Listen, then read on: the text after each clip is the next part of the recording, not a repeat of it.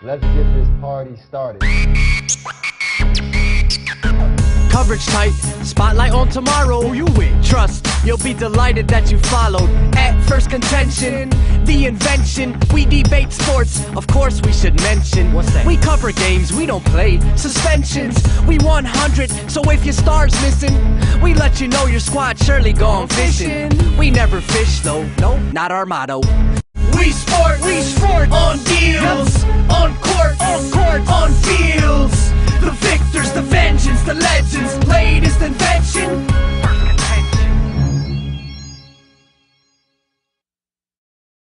Salutation, folks. Welcome to another installment of Phirst Contention. I am one of your co-hosts, Ty Sosina.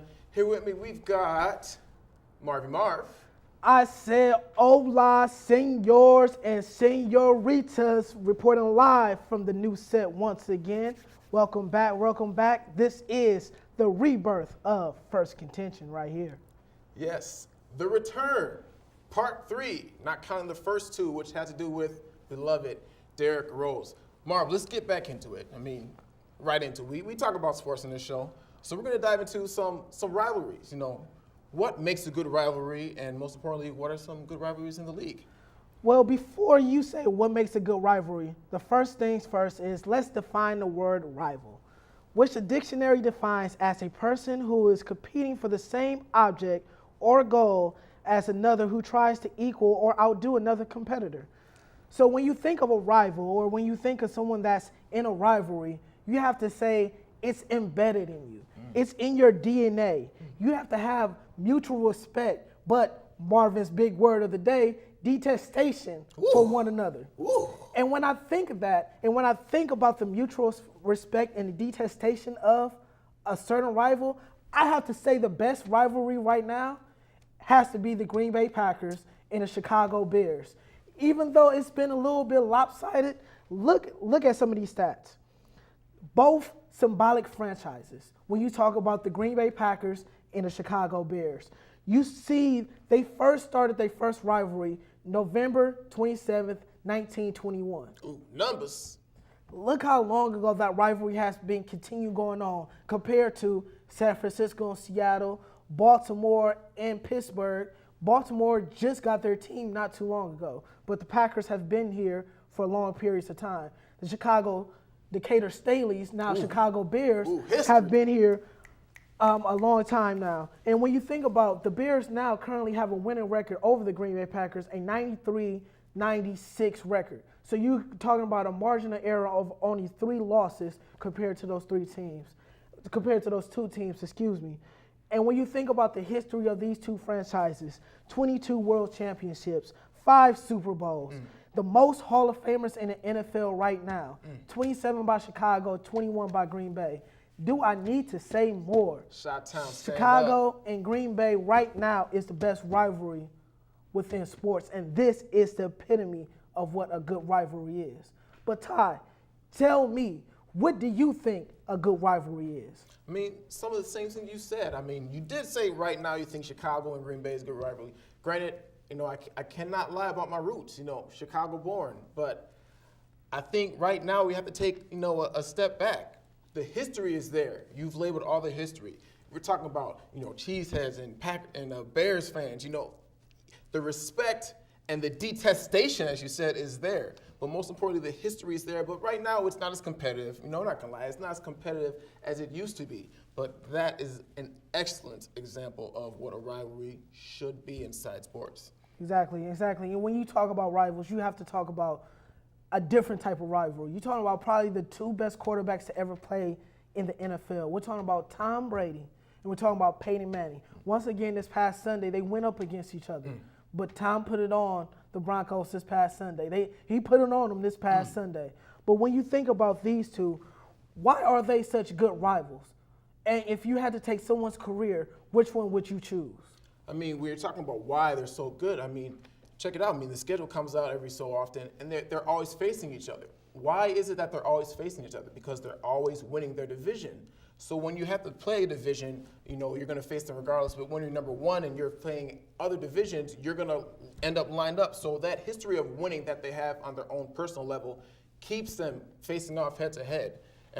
Let's talk about Brady. Talk about what this man done. He stepped right in and rode it. 3 championships, Super Bowl rings right off the bat. Manning, his numbers speak for himself. Recently passing Brett Favre in the all-time touchdown record. He's going to shatter it by the time he's done because he's done it at a record pace. These are excellent quarterbacks. They're good what they do, but they're different. Brady kind of, checks it down, takes what's there, doesn't necessarily have the weapons that Manning has, but yet when they face each other, because it's a rivalry, you can guarantee, except for weeks like this past week, that it's going to be an entertaining game. Manning, all the accolades. Granted, he's had all the weapons, but whenever they face each other, it goes down to the wire for the most part. So if you had to take someone's career, which career path would you want to have? Honestly, the numbers that Manning is putting up is unbelievable. They speak for themselves, but I'm taking Brady. With time, look what he did with Randy Moss in 1 year. So, that's enough for me. It lets people know, give me a receiver 1 year, and I'll show you what I can do.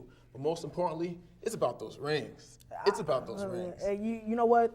And I totally agree with you in the same sense that they are two sides of the same coin. When you think about Brady and when you think about Manning, on the football field, Tom is a little bit more animated. He's a little bit more in your face. Mm-hmm. Peyton is a little bit more calm, cool, and collected. But outside the football field, Tom is a little bit more reserved, and Peyton is a little bit more the outgoing one when you see from the commercials and when you see from all the things that he's doing on the entertainment side of things. Especially when it comes to the press conference with the hoodie keeping everything in check within New England and Peyton being a little bit more outspoken. And one thing that comes to mind is when you're talking about Mike Vanderjagt. Remember when he had that Mike Vanderjagt moment in the Pro Bowl when he was talking about how dumb his kicker is and everything? You would never hear anything coming like that from Tom Brady. But when it comes to winning, nobody can supersede what Peyton Manning and Tom Brady has done. But Brady has those championships. Brady has those rings. But I'm here not only from an educational standpoint, but an economical standpoint. Okay. Let me tell you why I would choose Peyton Manning. And Let us know. I'm not smart, but I know numbers. And looking what Peyton Manning has earned over his career, $229 million, compared to just a little bit over $150 million for Brady. Economically, I know $229 million is more than $150 million. So I'm going to go with the man that's made the more money, the man that was the number 1 overall pick, keys to the franchise, the 13-time Pro Bowler, 5-time MVP. If I had to take a career, I would love to take Peyton Manning's career right now. It's more economical. And of course, we live in an economical society. Understandable. So, two sides of the same coin, essentially, option A or option 1A. But let's dive more into these rivalries. This edition, this week, we're going to give you another one of Shed's, conversational, informational sections, okay? So, Shed, kick it off. Let's talk rivalries. Let's talk other things. Lay it on us, Steve. Thank you, fellas, for kicking it over to me. Strive higher every day. Ladies and gentlemen, welcome to Shed's Block once again. Shout out to Marv with that great big word. We got Stephen A. Smith on the set now. Detestation. Whoa. Don't even know what that means, but I love it. Anyway, let's get into some rivalries.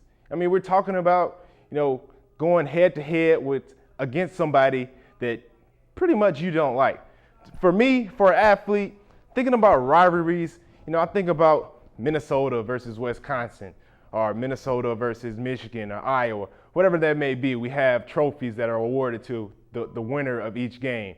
We also have a bit of hatred pitted towards each other, each team. Like, we really do not like each other.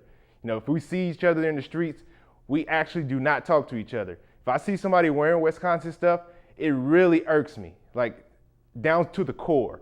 And that's how deep I think a rivalry should be. If it's something that's really embedded in that team, embedded in whatever university that is, or whatever that competition is, it should be like a real freaking hate. Like, you should really not like the other opposing team. And because of that fuel, it will make the game that much better, because that opponent is really trying to knock down the other opponent and really just kind of taking them off the field. I mean, granted, you don't want to hurt that person, whether it's basketball, football, whatever sport they may be, but at the same time, because of that hatred, because of that fuel that you have and that extra competitive nature that you'll get just for saying, oh, we're playing our rivals this week, I'm going to make sure I'm going to bring my A game. I'm going to make sure all my teammates are ready. You don't need an extra pep talk for this. Basically, you already have some type of motivation within yourself that you can just go out there and just play one of the best games you think you can play in your life just because you want to beat the other team so bad that you can have bragging rights for that year. And I look at rivalries. Obviously, you got a lot of rivalries to date. You go in baseball, you have the Yankees and the Red Sox. You go into college basketball, you got UNC and Duke. Football ranks, you got, Michigan and Ohio State. In the NFL, obviously we were talking about, Tom Brady and Peyton Manning, the Steelers and the Ravens. We were talking about the Packers and the Bears. All of those are great rivalries just because of the simple fact that each time you watch that game, you don't know who's going to come out, but it's going to be such a competitive field, such a competitive nature that the game is going to be so compelling to watch. Everybody's going to be so pumped up to play. You might see some big hits. You might see some big plays. But every time you see these teams play against each other, there are memorable moments. There are times where you can look back on YouTube or whatever that may be just to see, oh, man, remember what happened, back in 1996 when we played against the Broncos? This is the pivotal moment of the game. Those are the type of things that you live for as a player. You want to be that type of person that comes out and say, I made that play to win the game for against our rivals, and everybody's going to remember me because of that. And I remember specifically my freshman year when we played Michigan, and we went to the Big House. My freshman year in the Big House, 100,000 fans. It's a little nerve-wracking, especially for a guy who never has been in that type of atmosphere. But when we got out there and just had that extra fuel, extra competitive nature to go out there and play, and I started making plays for my teammates, and my teammates started coming up with some extra plays as well, our enthusiasm started to build. And I can never forget this day, man. It was a perfect atmosphere for us to come in and upset Michigan because nobody thought we were going to win. But what do we do? I got 2 sacks that game. We got the game-winning field goal after a long run from Gary Russell. Shout out to Gary Russell wherever you are. I mean, that was one of the greatest games I ever feel in my life. And I remember that, and people remember me for that moment as well. So as a player, you want to do the same thing whenever you're playing a rival. Just think about those moments where you can kind of cherish and relish and look back on and say, man, remember when we played Wisconsin? Look what I did against them. Everybody's going to remember me for that rival game. And that's something that's granted in stone. So for rivalries, I'm looking forward to seeing how Minnesota does this year against Wisconsin. I will be there at the end of the year, November 29th. I will be in Madison just to partake in that. And contrary to popular belief, Minnesota does lead that series right now, 59-56. So we still have the upper hand in that battle, even as of late. It has been kind of, the competitive field has not been as great. But I feel like this year we might have a little bit more morality going into that game. It'll be a lot at stake, especially if we start winning these last couple games. It could be something where it's up for the Big Ten West. So that's going to be an extra added bonus, and I can tell that it's really high up on the schedule. But yeah, that's what I think as far as rivalries. Let's kick it back to you guys, and you guys can go on to the next topics. Thanks, Steve. Appreciate you. Let's go and keep the conversation going. Granted, this is a topic that we haven't been able to touch on too much. We've been in between seasons here, but the Washington Professional Football Franchise, yes, that is what I'm going to call it. Let's talk about this name, the mascot. We've heard a lot of reports of, it is racist, or, they say they're conducting their own private research and saying that it's not racist, that Native Americans actually don't mind it. I mean, Marv, what do you think? Let's rewind a little bit. And when I looked up the word Redskin in a Merriam-Webster dictionary, what came back was informal and offensive. Right there from the Merriam-Webster dictionary, it said informal and offensive. I would consider that a scholastic resource. Exactly. And when you think about it, Redskins is a negative term that was used towards Native Americans. And even all the way down from college to high school, they're also changing their team names that were the Redskins to other names. For example, the Miami of Ohio University was called the Redskins but changed their name. University of Utah were called the Redskins but changed their name. Now only in high school, only 62 remaining high schools have the name Redskins. So there is a movement going on. And when you think about Daniel Snyder having a key opportunity to be more open and having an opportunity to teach the meaning of Redskins and teach more about the Native American culture, I feel like he just dropped the ball. Just like the NFL has done this entire season with Ray Rice and with Adrian Peterson. They had opportunities to progress. They had opportunities to teach. They had opportunities to give young men better opportunities to know what American history is like. But instead, what he wanted to do was, I'm going to take my ball and I'm going to go home. And which in turn gave him a negative connotation, which in turn gave him negative PR. Instead of him being the good guy, instead of him being the white knight, as Olivia Pope would say in Scandal, what turned into was that he turned into a jerk. What it looked like from a PR move is that he's insensitive. It looks like he's a racist because he won't take that proactive approach to, well, maybe I should consider the Native Americans, even if it's a small group that disagree with their team name, maybe I should take a stand and change the name to something else. I see that fans had contributed lots of different logo designs, lots of different name designs, and different things of that nature where it could be a positive outreach, it could be a positive outcome. But instead, what Daniel Snyder and what the R's organization is doing right now is not doing anything. And what it's really teaching is that oppressors control all the power. And you can take that in different languages, you can take that in different ways, but if you're an oppressor and you have all the power, who cares what everybody else thinks? Absolutely. I mean, before I even touch on the topic, I mean, me personally, I know when someone asks me about this question, I start by saying, it's not necessarily my place to tell you how I feel about this, about this team name. I'm not Native American, so I can't really tell you, oh, it's right or it's wrong. But I mean, just listen to it. I mean, let's first touch on kind of the NFL dropping the ball. We're talking about a commissioner, Roger Goodell, who came in, with an iron fist. He was disciplining people left and right. James Harrison and him have their history because he thought he was being so stern and so strong on the players. And then as of recently, especially in terms of managers, you've got Jim Irsay, the Colts owner, taking so long for, action to happen to him. And then you have Roger Goodell backing Daniel Snyder and the Washington football professional franchise in their name, saying that it's not an insult. It's a term of endearment. And it's, if you can walk up to a Native American and if you call them that, I wonder what would happen. I don't think they would feel very endeared. We kind of like to compare this to the N-word with black people, which obviously, we're more apt to speak about. And it's so straightforward. I mean, but for people to say that this is different, it's a team name, it's different because, it's used to be trademarked by the franchise. It's a strange very dynamic. strange, yes. It's It's a strange dynamic, and it's a bad PR blunder. That's what it really is. Because, like I said, he had an opportunity to teach. He had an opportunity to be in the forefront of a social change.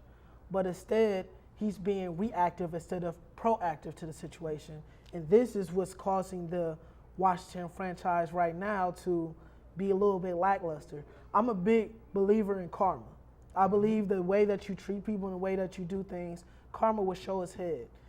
And Washington, for the majority of the part, has been a lackluster franchise. They have had some good years where they went to the playoffs. Joe Gibbs years with the Hawks and everything, winning the Super Bowl. But as of late, they've been a mediocre franchise, to say the least. Now you're having problems with Robert Griffin. Your season is not going as good as it should be. You thought that you was going to be in a playoff contention.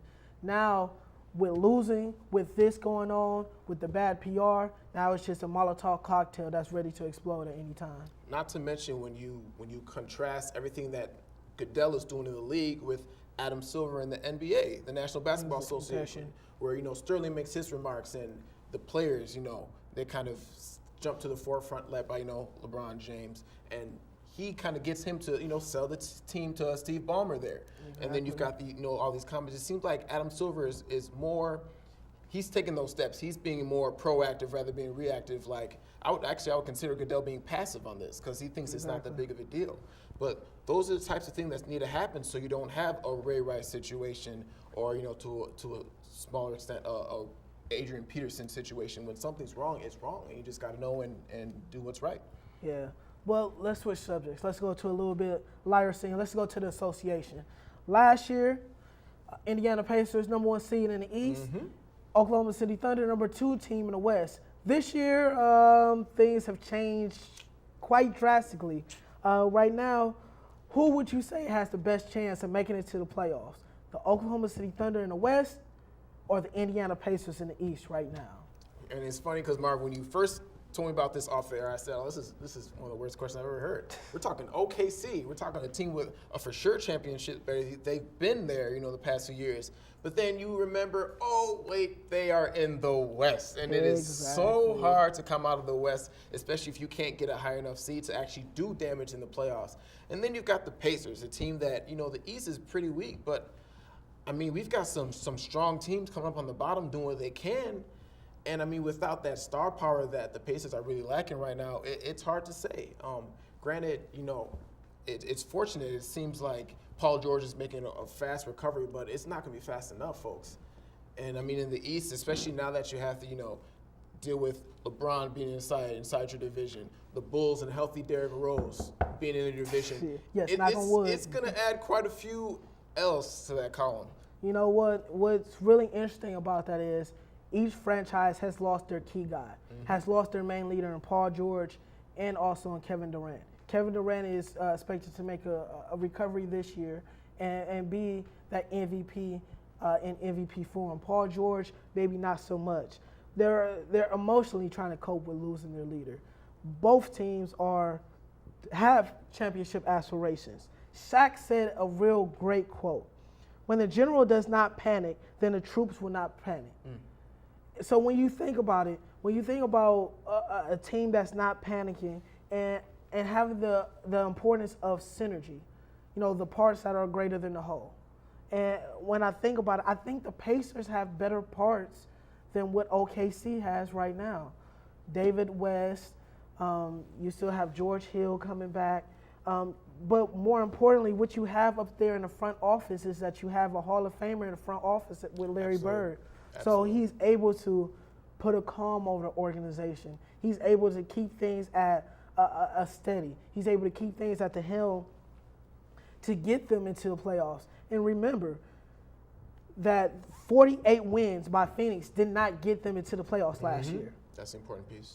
Did not get them into the playoffs. So when Durant and Westbrook and the rest of these injuries come back from OKC, they have to go on a monstrous run to get in, just to get into the playoffs, compared to the East where only 38 wins can make it into the playoffs, which I believe the Pacers can do. I believe the Pacers can get 38 wins. And look at the backbone of OKC. Scoring, they put up points. And where's this scoring come from? They're Batman and Robin, Durant and Westbrook. Whereas the backbone of the Pacers is defense. Yeah. And while they are missing Paul George, who one of the top perimeter defensive players in the league, you have Frank Vogel, and this is a defensive team. So you can count on them to grind more of these games out against a weaker East rather than OKC putting up points inside the West. Yeah, exactly. Now what we're going to do is we're going to get to our fan interaction, the things like we like to call WeSports. And our first question comes from Mr. Deron Lee Carrington. Shout outs to Deron Lee Carrington. And his question was, should Romo travel to London to face the Jaguars? No, this is the Jaguars. If you need Romo to suit up to beat the Jaguars, you've got some bigger problems. This team is not that talented. Granted, you don't want to fall behind because of what's going on outside the East, but the Eagles just lost their quarterback. And look at after the Jaguars, they have a bye. Take 2 weeks off and rest because moving down the stretch, you face your whole division, including the Eagles twice. You've got the Colts, who can put up points, and the Bears, who we hope can put up points. You're going to need Romo down the stretch. Let him rest. Now remember how Shaq said, when the general doesn't panic, the troops don't panic. Ooh, that's not happening in That's Dallas. not happening in Dallas. They are panicking. They are confused. They don't know. They let Colt McCoy come into their building on Monday Night Football and beat them. The same Colt McCoy that couldn't do anything in Cleveland. They let him come into their building and beat them. And Brandon Whedon looks inefficient at the quarterback position this past Sunday against the Arizona Cardinals. They're not showing They're not showing leadership. It's a lack of leadership that's being shown right now. And they're playing the Jags. If you can't beat the Jaguars in London, then I don't know what to do. I don't know what to do, Ty. I can't. If you can't beat the Jaguars in London, I don't know what to say. And also, let's talk about a social media moment of the week. Shout out to the Dallas Cowboys, since we were talking about the Dallas Cowboys, for using the hashtag Dallas Cowboys UK. I love it. If you really look at that and you look at the attention that has garnered, you have to really pay close attention to Cowboys UK to see what it really says. Obviously, they're in London right now playing against the Jaguars. Good luck to them. But you pay attention to the fine lines, and it really kind of says Cowboys suck. So look at the attention that's garnered, and to me, that is hilarious. Shout out to that social media department for doing that, and we look forward to seeing how you guys fare against the Jaguars without Tony Romo, which you shouldn't need Tony Romo, like we said, for that game. But anyway, back to you guys. Let's move on to our next question. This one coming from Demola Agundape. Imagine that. He asks, can the Philadelphia Eagles still win the NFC East with Mark Sanchez as their quarterback? Of course, he would ask this question being that his team's success is directly correlated to the Eagles and the Steelers. Exactly. I think he can. I think Mark Sanchez can come in. Remember, Mark Sanchez took the Jets team to two AFC championships. Mm-hmm. Chip Kelly has faith in them. They have faith in their offense. And plus, it's a quarterback-friendly offense. So Mark Sanchez could come in. He can play his part. He still has enough weapons around him. Zach Ertz, Jeremy Maclin, Darren Sproles, Shady McCoy, Riley Cooper. He still has enough options around him where if you just get the ball out to them and maintain, they still can have a chance to win the NFC East this year. Absolutely. I mean, you hit it on the head. Quarterback-friendly offense in a quarterback-friendly league with an excellent offensive quarterback and offensive guru and weapons, something that he did not have in his duration with the New York Jets. I think he's got what it takes, especially with Dallas crumbling. Right now. Crumbling is the least of the worst. Remember, they started off 6-1 and they've been at 8-8 for the last 3 years. So let's keep that in mind. And our last question comes from Terrence Jordan. He asked, well, hometown question for you, Ty. Joe Madden, do you believe that he's the right fit as the new Cubs manager? If there's a manager out there who's willing to take this job, you, sir, are the right fit to lead this Cubs team. And of any general manager, one of the top 5 managers in baseball. This is great. This is excellent. You know, the Cubs have been they've been lovable losers. They've been called, growing up. This is a team that went from odds of 50-1 to win the World Series to 20-1 in some Vegas books, even to 15-1, especially down the road here. So this is great. We embrace this. You know, we're trying to move the curse. What better way to get past these curses than having Joe Madden manage our team? You know what? I do believe that he is the right fit for the Cubs. But remember I talked about karma earlier. Mm-hmm. The way that you do business, I feel, has an effect on the way that the team performs. And the way that the Cubs and Theo Epstein in the front office did business to hire Joe Madden was a little bit snakish in a sense. As a manager, as a coach, it's a fraternity. Just the same way like Jason Kidd got hired before the Bucks let go of their head coach, it's the same way that the Cubs hired their manager without letting go of their current manager. I don't believe that was a good move of respecting the coaching fraternity or the managerial fraternity that they have. Even though that he has shown with Tampa Bay he can win with a young team, the way that he came into the organization is a little bit snakish to me. And I don't like the way that he came into the organization. Even though, like I said before, he's the right fit, I just don't like the way that he came in. So he could turn the franchise around. He could turn the Cubs around. But once again, we're talking about the lovable losers, and we're talking about the Chicago Cubs here. After 106 years, you may act a little snakish yourself. Cubs? You want to talk about the Cubs? Steve, what you talking about? Yes, we're talking about the Cubs, man. Oh my God. As a St. Louis Cardinals fan, I am laughing in your face for saying playoffs with the Cubs. Playoffs? We talking about playoffs? Well, folks, that's all we have for this show. Thank you so much for watching. Don't forget, like us on Facebook, follow us on Twitter, and while you're at it, go ahead and subscribe to the YouTube channel. Once again, this is Marvin Banks here with Ty the Woe. Sosina here at Phirst Contention, signing off. Trey's up.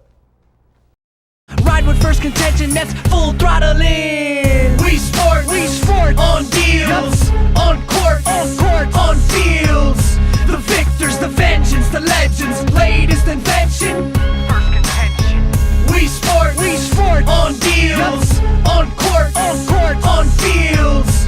The victors, the vengeance, the legends, latest invention. Phirst Contention. Game face grit, like born for playoffs. Say it all in small time like payoff.